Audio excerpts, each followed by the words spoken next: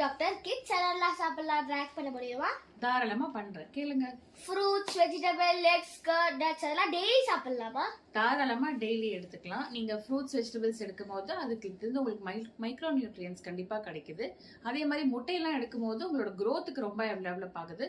அதனால ரொம்ப நல்லது. அதனால அதுக்கு ரேங்கிங் நான் ஒரு 8 கொடுப்பேன். இட்லி, தோசை, சப்பாத்திஸ்? இட்லி, தோசை, சப்பாத்தி எல்லாம் வந்து ரெகுலரா நம்ம டெய்லி எடுக்கிற மீல். ஸோ எவ்வளோ எடுக்கிறீங்கிறது இருக்கு. அளவா எடுக்கலாம். இதே மில்லட்ஸ்ல போகும்போது ரொம்ப ரொம்ப நல்லது. அதனால அதுக்கும் தாராளமா ஒரு 6 கொடுப்பேன்.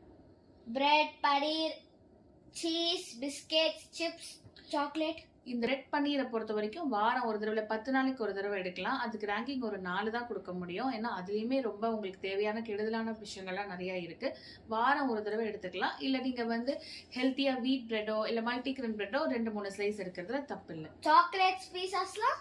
சாக்லேட் பீஸாலாம் கண்டிப்பா எடுக்கக்கூடாது. ரொம்ப ஒன்ஸ் அண்ட் வைல் தான் எடுக்கணும். அதான் உங்களுக்கு வெயிட் கெயின் நிறைய வரும். இந்த பேக்கேஜ் ஃபுட்ஸ், ப்ராசஸ்டு ஃபுட்ஸ் இதெல்லாம் கண்டிப்பா அவாய்ட் பண்ணணும். Thank you doctor.